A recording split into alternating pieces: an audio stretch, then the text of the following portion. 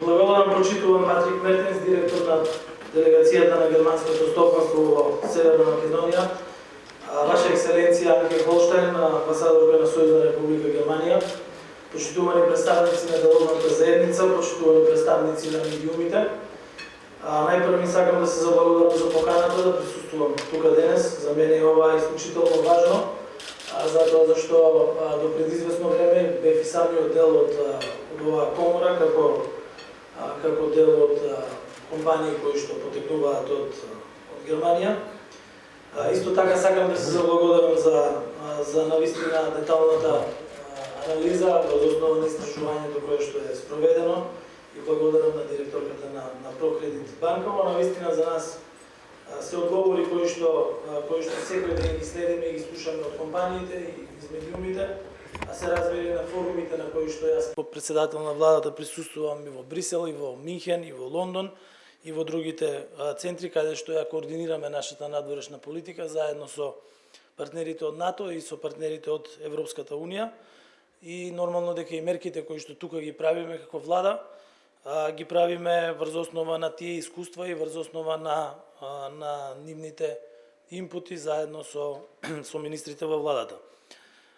Чест ми представува да се обратам на денешниот настан во организација на делегацијата на германското стопанство во Северна Македонија и Македонско-германското стопанско здружение. Владата е партнер со деловната заедница и само со заедничка соработка и низ диалог ги детектираме предизвиците за создавање подобар деловен амбиент за нови инвестиции, за нови работни места и во услови на светска криза. Во изминатите 3 години, јас верувам дека со најголемиот дел од вас и јас лично се имав сретнато како заменик министер за финансии, особено во време на пандемијата на светската корона пандемија, кога заедно направивме 6 пакети на антикризни мерки, со кои што според истражувањата и според анализите на меѓународните финансиски институции, особено на Меѓународниот фонд, успеавме да заштитиме помеѓу 60 и 80 илјади работни места во државата. Сега во екот на најголемата воена и економска криза по Втората светска војна, владата во соработка со сите релевантни чинители, со стопанството, со синдикатите, со невладиниот сектор, со меѓународните институции носи решенија кои во услови на криза носат прогрес.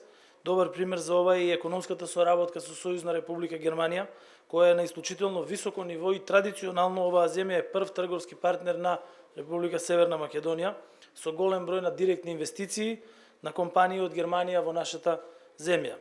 Неодамна делегацијата на германското стопанство во Северна Македонија информираше за позитивните трендови и рекордното зголемување на трговската размена меѓу двете земји за минатата година во вредност од 4,7 милијарди евра, што означува зголемување од 23,6% во споредба со 2020 година. Извозот од Северна Македонија кон Германија во 2021 година се зголемил за 24,8% во споредба со 2020 година, додека увозот од Германија во Северна Македонија се искачи од 1 милијарда евра на 1,2 милијарди евра, што представува раст од 20,6%. И затоа кога ќе кажам дека економските движења кои што можеме да ги видиме во Германија многу брзо се случуваат и во нашата држава со оглед на големата поврзаност на економиите. Ако ја погледнете само нивото на инфлација кое што вчера и во минатите денови беше објавено во Германија, тоа е на идентично ниво со инфлацијата која што ја имаме во нашата држава. Во оваа прилика на економски план сакам да посочам дека владата има 3 приоритети. Првиот е справување со последиците од светската енергетска криза и воена криза со нападот на Русија врз Украина. Второ, економскиот развој и трето, реализација на капитални инвестиции. Владата од самиот почеток ги презема сите неопходни мерки за да се ублажи ценовниот шок, што предизвикан од светската енергетска криза. Брзо и навремено донесовме пакет од 26 мерки во вредност од 400 милиони евра за да се амортизираат притисоците врз стандардот на граѓаните и да се обезбеди ликвидност на компаниите. Во услови кога цените на горивата на светските берзи секојдневно растат, преку намалувањето на ДДВ-то и на акцизата го избегнавме ценовниот шок и државата представува пример за добро управување со цените на енергенсите и со цените на прехранбените производи во целиот регион, и тоа не според нас, туку според граѓаните на суседните држави. Денес имаме нефтини горива во регионот, што е особено добредојдено и за граѓаните, но и за компаниите, а намаленото ДДВ за основните производи е 0%, како и замрзнувањето на маржите го ублажи растот на цените на основните производи. За компаниите овозможивме финансиска поддршка преку развојната и комерцијалните банки, преку користење на бескаматни кредити, користење на гарантниот фонд, како и поволни кредитни линии кои ќе овозможат зелена транзиција.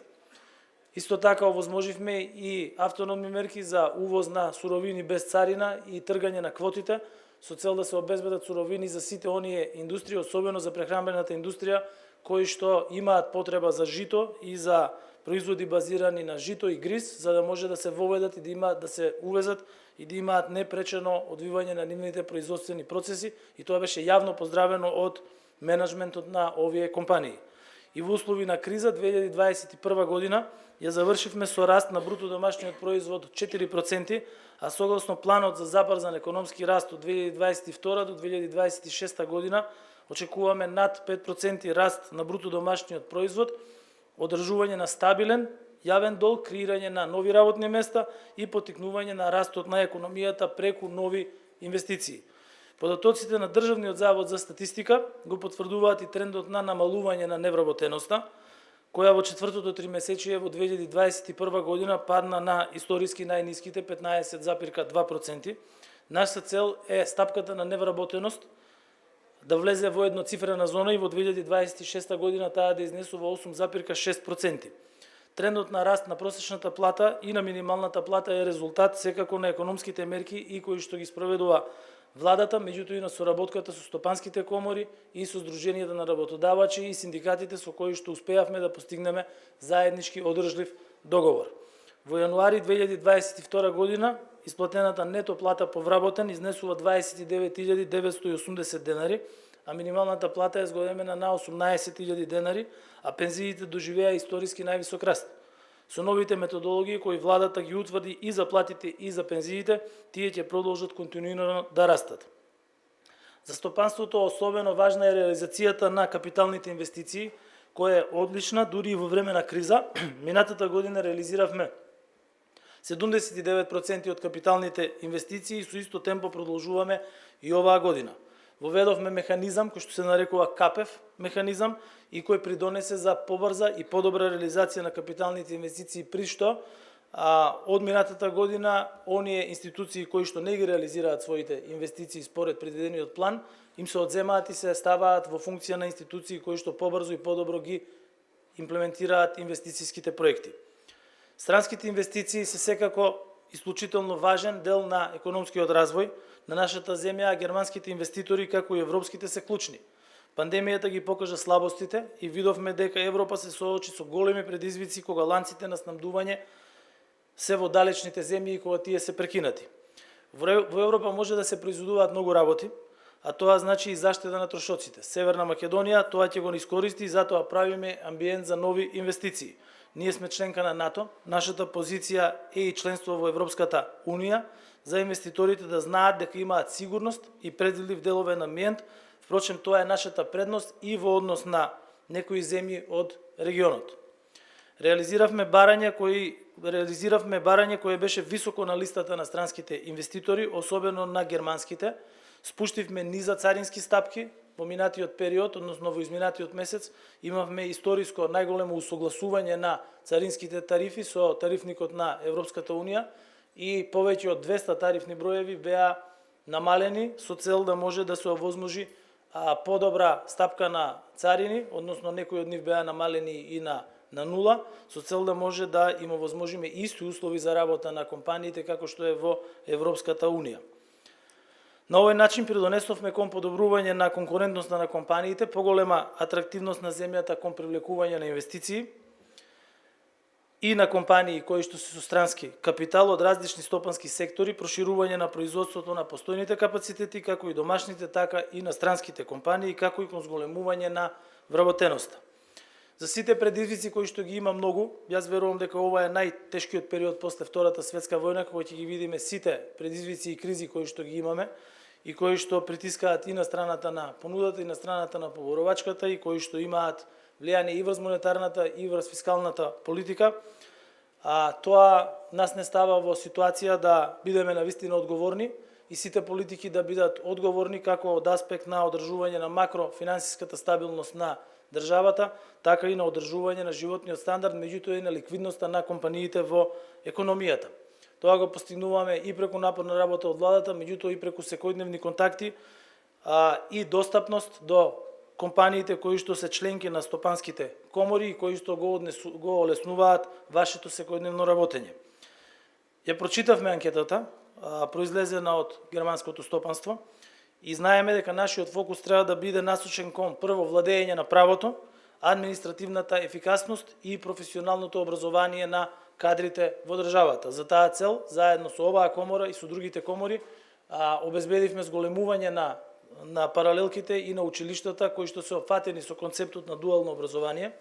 И низ директен разговор со компаниите, знам дека ова е концепт кој што сите тие го сакаат, го очекуваат, и тој не само што влијае позитивно на компаниите, бидејќи им обезбедува нова работна сила, туку влијае и на работниците, бидејќи работат во по-просперитетни индустрии и со тоа прво се зголемува нивниот личен приход, меѓутоа преку тоа се зголемуваат и приходите на државата, како и животниот стандард на граѓаните. Она на што заедно ќе работиме во следниот период е и диверсификација на странските инвестиции. Нашата предност е дефинитивно со привлекување инвестиции од индустријски дејности, особено автомобилската индустрија, но имаме услови и можности за раст на инвестиции и во енергетскиот сектор, во земјоделството со фокус на преработки на храна и на слични процеси. Сакам да ја искористам оваа можност и да спомнам дека економските активности во технолошко-индустријските развојни зони во 2021 година се највисоки досега од постоењето